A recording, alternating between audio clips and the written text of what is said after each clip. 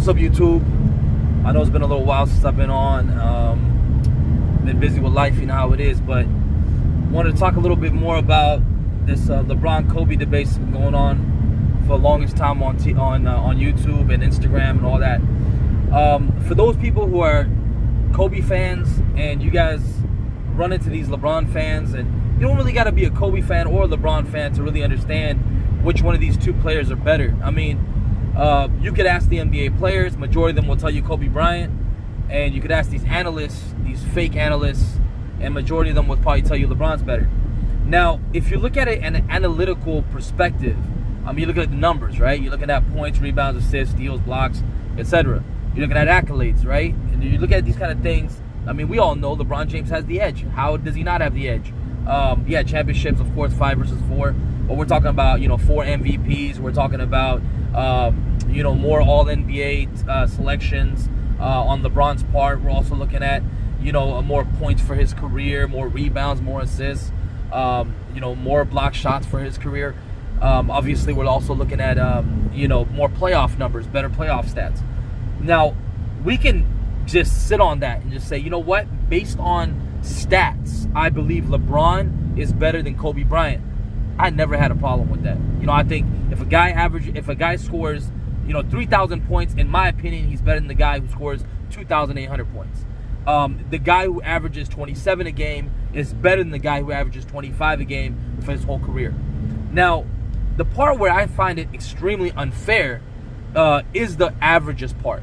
Now, LeBron James had never averaged a single season of 27, 8-8, or 28, 8-8, or 25, 8-8. He had never done that till up to 2016.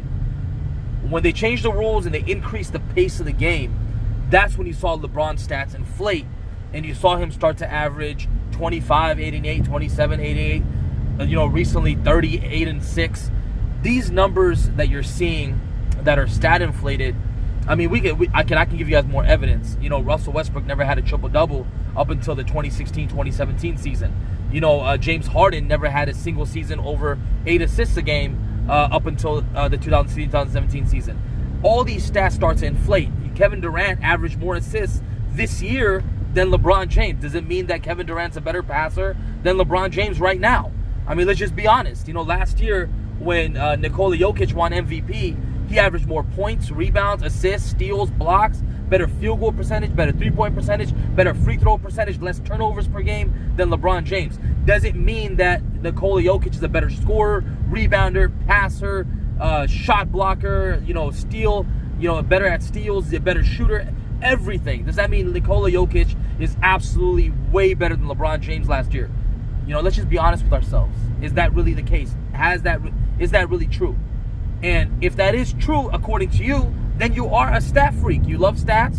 You love stats so much that you believe that, LeBron James is the best basketball player in the world because statistically, that's what you're seeing. Now, if it's MVPs, oh no, it's MVPs. I think MVP means that you're the greatest basketball player of all time. If that's what you're going to hold on to, obviously, the same way that, Kobe haters try to bring up NBA championships and say, well, Robert Horry has 7 championships. So if it's about championships and Bill Russell's a GOAT, okay, let's bring it to this. We got to look at everything. If you're talking about the greatest basketball player of all time, you got to look at how well this man scores under pressure. What's the competition like? Which era did he play in? And why I bring up era is because, Bill Russell's era when he first came to the league, what was it, 9 teams in the NBA? There was the ABA, the merger happened later on. So there's a lot of stuff that goes into context when it comes down to that. A few of Bill Russell's championships were also 2-round series. So it was the first round, then there was the finals. So with that being said, there's absolutely no way that a player is going to be the greatest basketball player of all time because he has 11 championships when he's playing in a league with 9 teams. And not only that, the league average height is like damn near, 2 inches less than what it is now. And the guy was about 6'10", standing as a tower. 6'10" back then was like 7'2", 7'3" now. So keep in mind, Bill Russell's one of the greatest basketball players of all time. One of the greatest defenders of all time. Will Chamberlain one-on-one did mess him up, but we're talking about who's a lot bigger, stronger than Bill Russell. But both of those guys were phenomenal athletes. Now, let's talk about what makes you the GOAT. Let's just be honest with ourselves. What makes a player a GOAT? If you're talking about accolades, then Kareem Abdul-Jabbar is the greatest player of all time. Even if LeBron James surpasses him in points, Kareem is still the GOAT. Why? Because he has 6 MVPs, he has 6 NBA championships, he's been to the finals 10 times. Not only has he done that, he's won with multiple franchises. The 2 teams that he actually went to, he won a championship. So LeBron been to 3 teams. Kareem could have been 3 teams, could have won 3 championships. God knows. But right now, he's been, right now, based on history, he's been on 2 teams and he's won a championship with each one. Milwaukee Bucks and Los Angeles Lakers. Not only that, he got robbed 1 finals MVPs, the rookie years of Magic Johnson, when Magic played Game 7 or Game 6 and Kareem did not play. And Magic went off in that game playing center, dropped 42 points.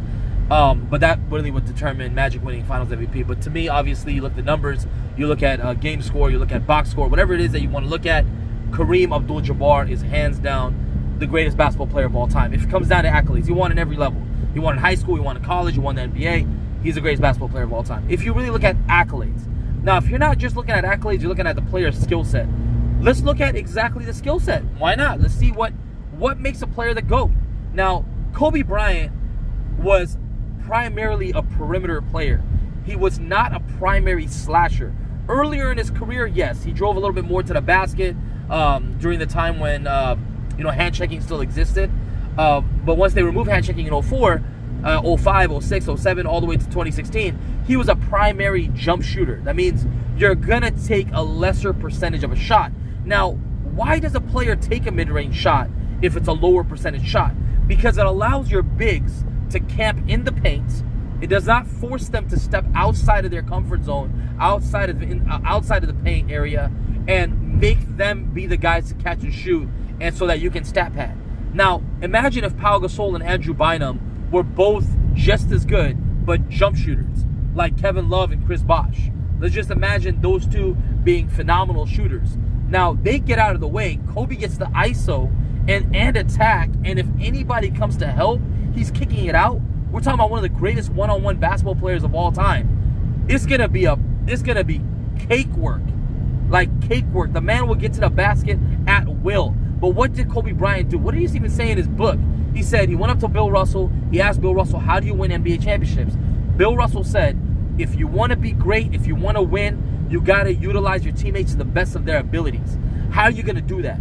That means if Pau Gasol and Andrew Bynum are the best within 3 feet of the basket, you keep them within 3 feet of the basket, and you work your game outside.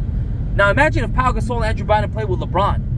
They're not winning 50 games. They're not winning 40 games. Why can't they win games? Because LeBron James is not as great as Kobe Bryant off ball. He's actually not very good off ball at all, according to all the players that guard him. Ron Artest, Bruce Bowen, Shane Battier. LeBron is not a great one-on-one player when it comes down to utilizing off-ball movement.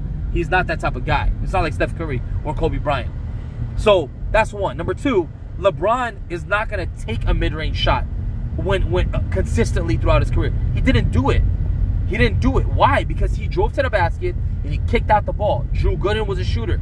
Zydrunas Ilgauskas was a shooter. Chris Bosh was a shooter. Shane Battier in Miami was a shooter. Mike Miller, Kyle Korver, Mo Williams, Kyrie Irving. I'm trying to think of all these names. He's played with so many shooters. Matter of fact, I saw a stat online. It said that LeBron James has played with more 40% or better three-point shooters than any other player in NBA history. Imagine you've played with better three-point shooters than any player in NBA history. And let's not only forget that, let's talk about the help.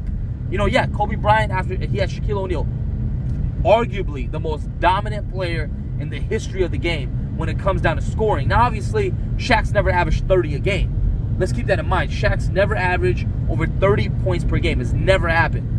So the most dominant player of all time in the regular season has never averaged over 30 a game. The only time he's done it is in the playoffs. Now, when you got a teammate of yours that's going to struggle at the line, and he goes to the line a lot like Shaq did, and he's missing free throws, it's going to make you think, should you really give him the ball?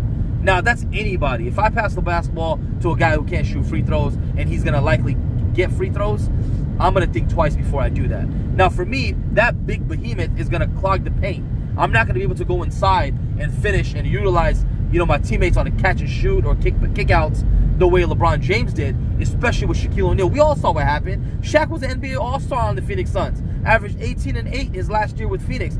18-8 Shaquille O'Neal went to join LeBron James in Cleveland, and guess what happened? The guy became a bench warmer. He spent a lot of time on the bench. He only played half the game. Why? Because LeBron James was not able to utilize Shaquille O'Neal to the best of his ability. Because Shaq is not a catch-and-shoot player. Shaq will clog the shit out of the paint, and you're going to have to get inside, and you're going to have to figure out a way to give him the ball and get the hell out the way. LeBron James is not going to defer. LeBron James never deferred. The only time, actually, matter of fact, he did defer once, which is the 2011 NBA Finals, and look what happened. He was a straight bum. Averaged 17 a game.